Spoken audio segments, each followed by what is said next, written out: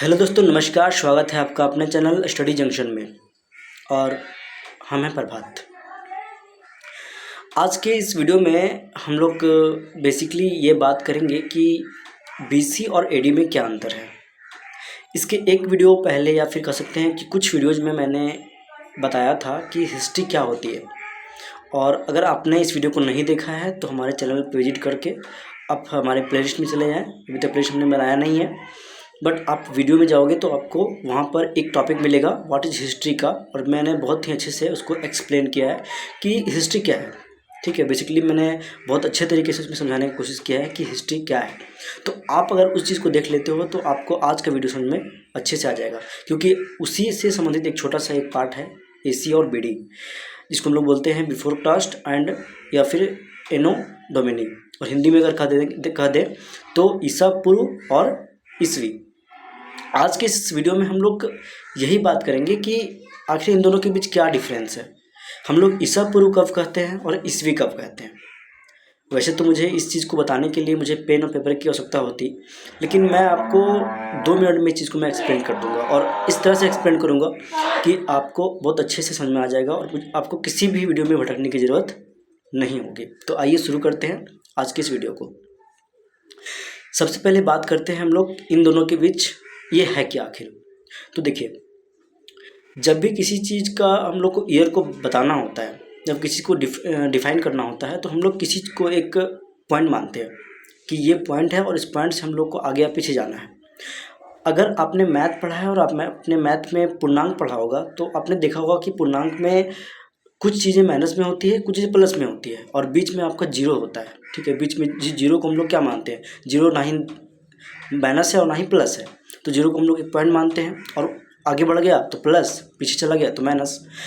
Just उसी तरह से हमारा ईयर भी होता है कि हिस्ट्री में जब हम लोग को ईयर को बताना होता है, ठीक है, जब भी हम लोग किसी वर्ष को बताना होता है कि ये चीज़ें कितनी साल पुरानी है, कितने साल बाद की है, तो उस चीज़ को बताने के लिए हम लोग को एक पॉइंट को डिनोट करते हैं, और उस पॉइंट का नाम है जीरो।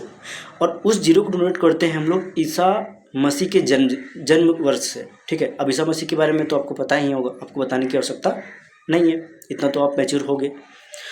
तो ईसा मसीह का जो जन्म है इसको हम लोग मानते हैं जीरो। ठीक है, जीरो यानी कि ईसा मसीह का जन्म। अब इनके जन्म के से पहले, इनका जन्म जब हुआ, उनके जन्म से पहले का जितना भी साल गया या फिर उससे पहले जितनी भी घटनाएं हमारे इतिहास में घटी, उन सभी घटनाओं को हम लोग बोलते हैं ईसा पूर्व। ईसा पूर्व का मतलब ईसा मसीह के जन्म से पहले, ये हुआ आपका ईसा पूर्व। लेकिन जब बात करेंगे इनका जब जन्म हो गया, ठीक है, जब इनका जन्म हुआ तो इनके जन्म के बाद भी तो कुछ हुआ होगा ना। तो इनके जन्म के बाद जितनी भी चीज़ें हुई हैं, जितनी भी घटनाएं घटी, जो भी चीज़ें हुई, उन सभी को हम लोग बोलते हैं ईस्वी, यानी कि हिंदी में अगर इंग्लिश बोलेंगे तो एडी, और अगर ईसा पूर्व को हम लोग इंग्लिश बोलेंगे तो वो होगा आपका बीसी, बिफोर क्राइस्ट। क्राइस्ट का मतलब होता है आपका जीसस क्राइस्ट, यानी कि ईसा मसीह। ठीक है, तो इस तरह से क्या किया गया कि ईयर को बांट दिया गया। अब हम लोग एग्जाम्पल के साथ समझते हैं इस चीज़ को, जैसे कि गौतम बुद्ध।